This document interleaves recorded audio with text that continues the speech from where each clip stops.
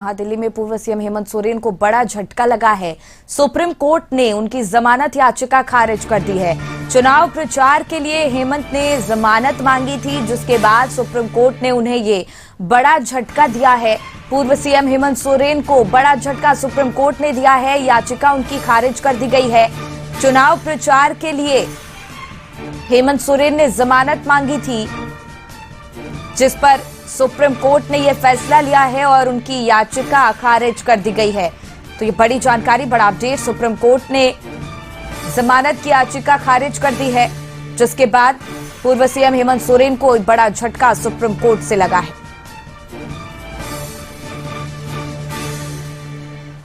तो ये बड़ी जानकारी आप तक पहुंचा रहे हैं, जहां पूर्व सीएम हेमंत सोरेन को बड़ा झटका लगा है। सुप्रीम कोर्ट ने याचिका खारिज की है। जमानत की याचिका उनकी खारिज कर दी गई है। चुनाव प्रचार के लिए हेमंत सोरेन ने जमानत मांगी थी, जिस पर सुप्रीम कोर्ट ने यह फैसला लिया है और उनकी याचिका जो है वो खारिज कर दी गई है।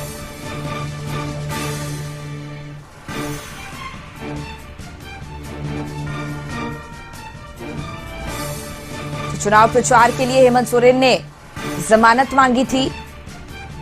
दिल्ली से जानकारी आप तक पहुंचा रहे हैं, बड़ा अपडेट इस पूरे मामले को लेकर, जहां पूर्व सीएम हेमंत सोरेन को अब सुप्रीम कोर्ट से बड़ा झटका लगा है। जमानत की याचिका खारिज कर दी गई है। चुनाव प्रचार के लिए हेमंत सोरेन ने जमानत मांगी थी, जिसको लेकर सुप्रीम कोर्ट ने यह फैसला लिया है और इस याचिका को खारिज कर दी गई है।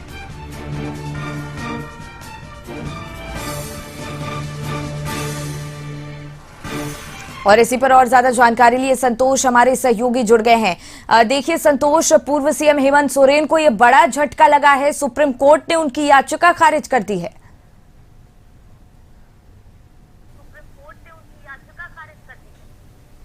देखिए शिखा, जो स्थिति है कि हेमंत सोरेन पूर्व सीएम झारखंड को आज फिर से एक बार सुप्रीम कोर्ट से झटका लगा है। इस मामले में सुप्रीम कोर्ट ने उनके जमानत याचिका खारिज कर दी।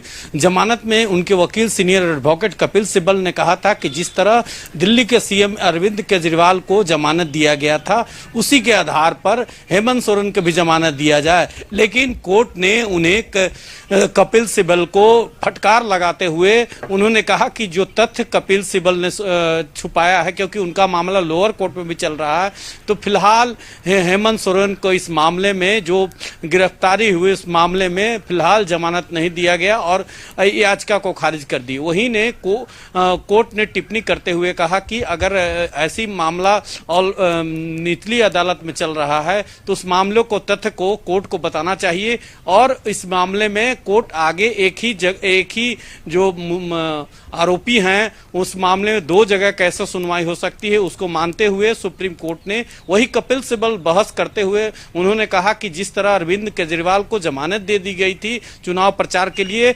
हमारे नेता हेमंत सोरेन को भी जमानत दी, लेकिन सुप्रीम कोर्ट ने एक नहीं सुनी और उनकी याचिका को आज फिर से एक बार सुप्रीम कोर्ट से फिर से झटका हेमंत सोरेन को लगा, उनकी याचिका को खारिज कर दी गई। जी शिखा। बिल्कुल संतोष, तो जिस तरीके से चुनाव प्रचार के लिए उन्होंने जमानत मांगी थी, जिसके बाद सुप्रीम कोर्ट ने यह बड़ा फैसला सुनाया है, याचिका खारिज कर दी गई है, जाहिर है कि पार्टी पर भी इसका कोई ना कोई असर देखने को मिलेगा।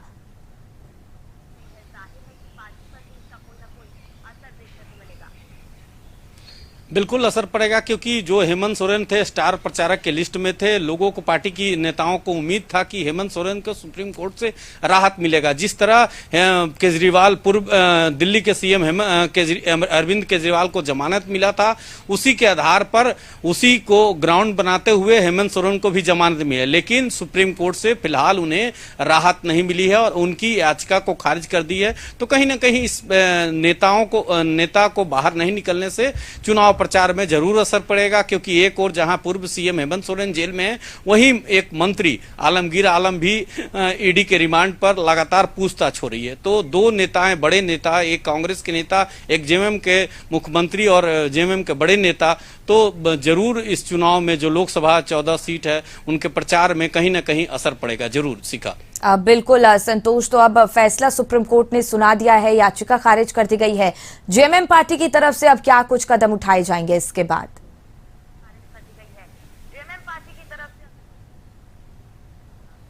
देखिए, अभी तक किसी पार्टी प्रवक्ता या किसी बड़े नेता का इस पर बयान नहीं आया है।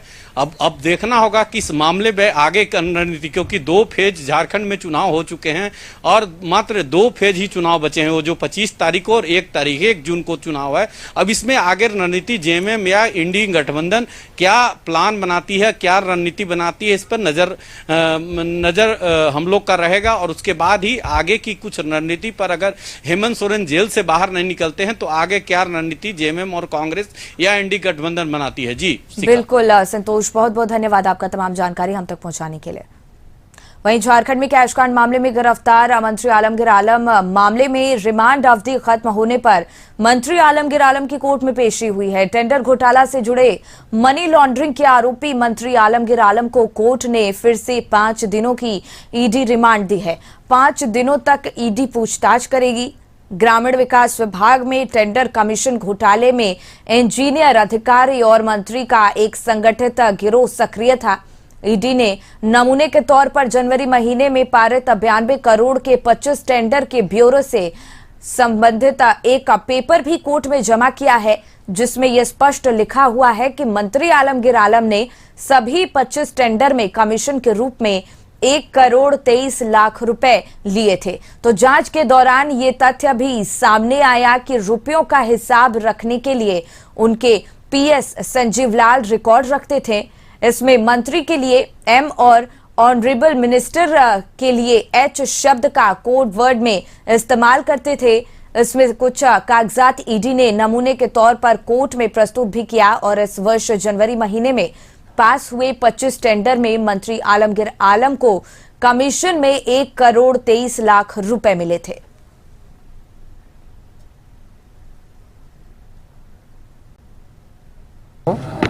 तो उसमें 8 दिन का ये लोग रिमांड प्रे किए थे। 5 दिन का रिमांड इन लोग को मिला है और बाकी मेडिकल ग्राउंड वगैरह था हम लोग का, जिसमें बोला गया कि देखने के लिए, और डॉक्टर का टीम एक देखेंगे जो बीपी वगैरह मॉनिटर करेंगे और रात में उनको मॉनिटर करेंगे कि कहीं ऑक्सीजन लेवल वगैरह उनका घट नहीं रहा है। पिटिशन में वही हम लोग का यही प्रेयर था कि एक डॉक्टर कोई रहे जो एक्सपर्ट, जो कि रात के समय में, रात में दिक्कत हो जाता है, ये दिक्कत रात में एग्रेवेट करता है और रात में कोई लोग रहते नहीं है देखने के लिए। तो हम लोग का यही था प्रेयर कि एक कोई डॉक्टर या कोई भी वैसा जो एक्सपर्ट हो जो रात में उनको असिस्ट कर सके, मेडिकल असिस्टेंस दे सके, उसके लिए।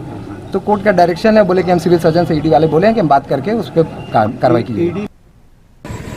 और इसी पर और ज्यादा जानकारी लिए संतोष हमारे सहयोगी जुड़ गए हैं। देखिए संतोष, झारखंड में कैश कांड मामले में मंत्री आलमगीर आलम की गिरफ्तारी के बाद अब 5 दिन की अवधि और बढ़ा दी गई है। जाहिर है कि अब ईडी की टीम पूरी कोशिश करेगा कि जो तमाम सवाल थे जिनके जवाब अब तक नहीं मिले थे वो मिल सके।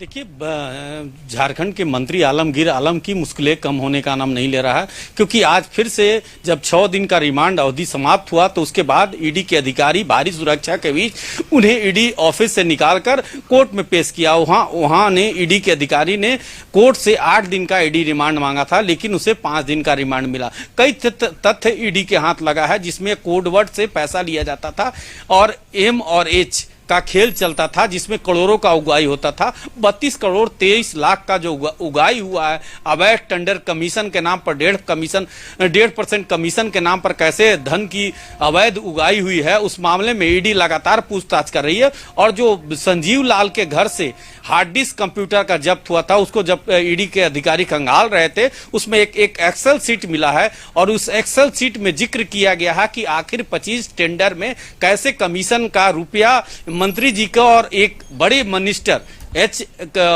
तो नाम आ रहा है। तो इस मामले में ईडी फिर से पूछताछ आलमगीर मंत्री जी से पूछताछ कर रही है। अब देखना होगा कि कई लोगों को इस नाम जो इसमें टेंडर में कमीशन देते तो क्या उस ठेकेदारों को पूछताछ के लिए ईडी के अधिकारी बुला सकते हैं या कई खुलासे हो सकते हैं, क्योंकि जो कोर्ट में ईडी के अधिकारी कागज प्रस्तुत किए हैं उसमें एक्सेल सीट में पूरा जो कमीशन का खेल था जो बरामद किया गया है वो कोर्ट को प्रस्तुत किया है। उसके बाद इन्हें 5 दिन ईडी रिमांड पर फिर से कोर्ट ने दिया है और लगातार ईडी उनसे पूछताछ कर रही है। अब देखना होगा शिखा कि आने वाले समय में किसको ये एक्सेल जो सीट है उसमें कई ठेकेदार 25 टेंडर की बात आ रही है, उस मामले में भी कैसे मंत्री जी से पूछताछ के बाद कई ठेकेदारों को ईडी सम्मन कर सकती है शिखा, और कई खुलासे और इसमें, क्योंकि जो रुपया जो कमीशन का खेल 1.5% चलता था उसका जो कागजात था ईडी के हाथ लग गया और कोर्ट में पेश करने के बाद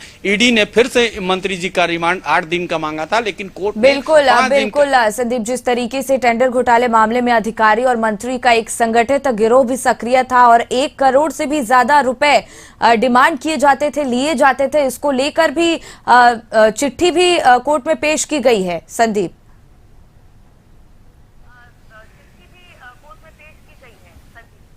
देखिए, एक सक्रिय संगठित गिरोह जो टेंडर का घोटाला मैनेज होता था वो निजी सचिव संजीव लाल और उसके मंत्री जी के कुछ और, जिसका नाम अभी भी ईडी उसे तलाश रही है। अब देखना होगा, उस तथ्य में कई नाम हैं जिसमें छोटू और मुमताज का भी नाम आ रहा है, तो ईडी अब उसे सम्मन करके, क्योंकि जो टेंडर मैनेज का खेल जो संजीव लाल के घर से हार्ड डिस्क बरामद की थी उसमें एक्सेल सीट बनाया हुआ था और उस एक्सेल सीट में जो कंप्यूटर के एक्सेल सीट में बजाबते कमीशन का खेल का कैसे कमीशन लिया जाता था, करोड़ों रुपया कैसे उगाई होती थी, उसका खेल एक्सेल सीट जो ईडी के हाथ लगा है। उसके बाद अब देखना होगा शिखा कि इस मामले में कई अधिकारी या कई अभियंता जो जूनियर इंजीनियर हो या इंजीनियर को भी इस मामले में ग्रामीण विकास के मंत्री को भी ईडी सम्मन करके पूछताछ के लिए बुला सकती है। जी बिल्कुल संतोष, बहुत बहुत धन्यवाद आपका तमाम जानकारी हम तक पहुंचाने के लिए।